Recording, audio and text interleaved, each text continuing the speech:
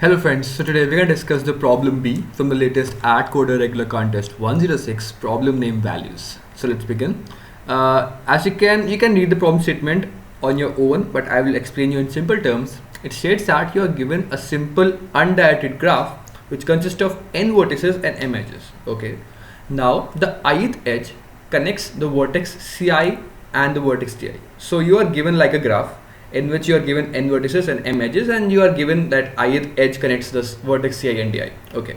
Initially vertex I has some value ai written on it. So every vertex has some value ai written on it, and you can change the value on the vertex to value b1 bn, like b1 to bn. So you are given that the initial vertex has some value which is a1 till an, and now you have to change those vertex values to b1 till bn.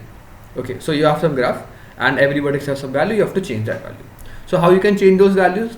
So you can change them by using these operation, in which you can choose any edge and let the vertex x and y be the edges which are connected, the vertices which are connected by this edge.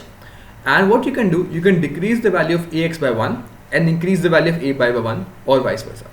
So what does this mean? It's actually mean that you can choose any edge, and then there are actually two vertices which are connected by this edge.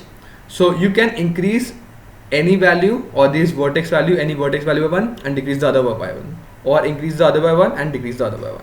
So you can like increase and decrease by 1 this value, and you can do this any number of times. So your objective is to reach the value b1 till bn from a1 till n, and if it is possible you have to output yes, and if it's not possible the answer is no. And that's the first, like that's the simplest explanation for this problem. So you can draw it also, I'll tell you with the drawing. So as you can see, the initial value is 1, 2, 3, and this is the graph. There are 3 nodes, so you can assume that these are nodes 1, 2 and 3, and then 1, 2 and 2, 3 are connected, 1, 2 and 2, 3 are connected, as you can see. Okay, initial values are 1, 2, 3, so 1, 2 and 3, and the final value you have to reach is 2, 2, 2, 2, 2, and now I can I can choose any vertex, edge, as you can see, and these are the two like nodes, as you can assume, which are connected by this this edge. So you can take any value, like take one value from any node and transfer it to other node. So I can take this value from here, because its initial value is 2 and I want 2 here, so I can decrease this by 1, it will become 1, and increase this by 1, so it become 2. Then for this edge I can again decrease this by 1 and increase this by 1, and that's this final state you can reach. So this final state you can reach easily, so the answer for this is yes. Now how you can think over this problem? See, first key observation for this problem is, if all the nodes are connected, first thought over this problem is, like, let's assume that I have some graph.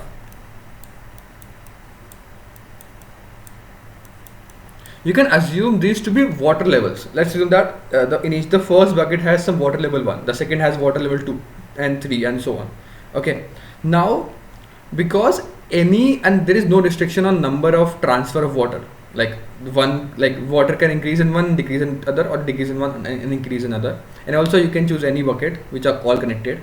So you can also because they are connected, but you can also just transfer water from there only. You can transfer one water from here, put it here, one water from here, put it here. So any two edges or any two nodes which are connected, you can transfer water among them. But the main thing in this problem is, okay, you can transfer, but you have to check that they should be connected. So if all the nodes are connected, then you can transfer easily water among them. So if you find out any connected graph, you can also happen that, I'll tell you. Yes, so what I'm going to tell you in this problem is, let's assume that these are water levels, and now it also explained me that I can take any two nodes, if they are connected somehow, I can transfer water, or I can transfer level from one to another by any means. That because if there's a path, I can travel, I can take one from this position, travel it to the next node and next node and next node, and I will get to its final destination. So if these are connected component, you can say that if these are connected like this, and I know the initial state of all of these values, the summation of initial state of all of these values, because let's assume that they have some initial value which is like 1, 2, 1, 2, 3, 5 and 7. and then they have some final state. If the because you can assume that these are some buckets of water, if they are forming a connected component, the initial number of water in the summation of water in like all these connected components should be constant. So if the number of waters in the first state, so what I can do a summation of the number of waters in this component. If the number of waters or the number of water in this component is same in the initial state and the final state. The final state is not Bi only, but I'm talking about the summation of all of these waters. So if I do the summation of all of these values in these nodes in the initial state, which means that I can add AI values for all of these values, which is given to you like this, and the Bi values of all of these nodes again. I just like do a separate summation of AI and Bi over all of these nodes, and if they are same, then I can easily transfer out these waters because the water is constant. Now then I can travel out, or I can take some water from this bucket and put them in some bucket because they all are connected somehow. So I can take, because they are connected, I can take some water from any bucket and put it in some another bucket because they are connected. But if it's like this, there are two components, then I cannot take this bucket water and put it in this bucket because they are not connected. So for every component, I have to count out for every component what is the initial water level of the buckets, or you can assume for the buckets for the initial level for every component.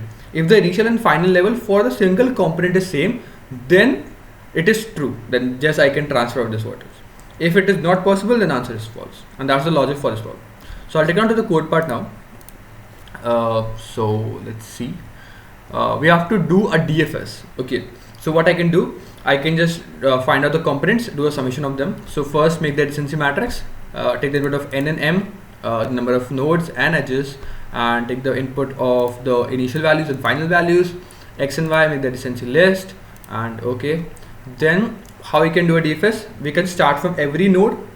If it is not visited, it means that this is a new component. So I would initialize my sum a, the summation of the components of the initial values to 0 and b also 0. Start the DFS at this point, and after this DFS I will get the summation of for this component, the a values, the initial values and the final values.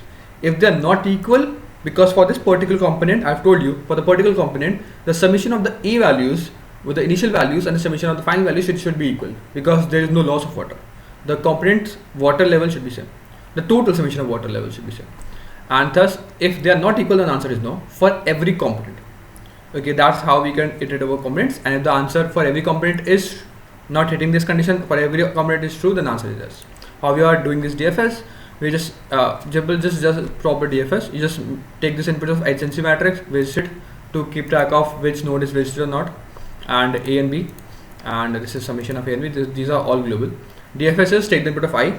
If this ith node is not visited, make this visited, and because it is not visited, I will do a summation of this, the ith ai value added in sum a and the bi value added in sum b, and then for this, if it is not visited, I will make it visited, and then I will iterate over all its children. So I will recursively call DFS again over all its children, and then we just mark it out. So if we don't like take a node again, because we are marking it out what node we have visited and what we are not. It's just simple DFS, and that's how for every node which is in the singular component, I'm doing the summation of the a values and the b values, and in the end, after like this DFS over, I will get the summation of a values and b values in this, and I will check them.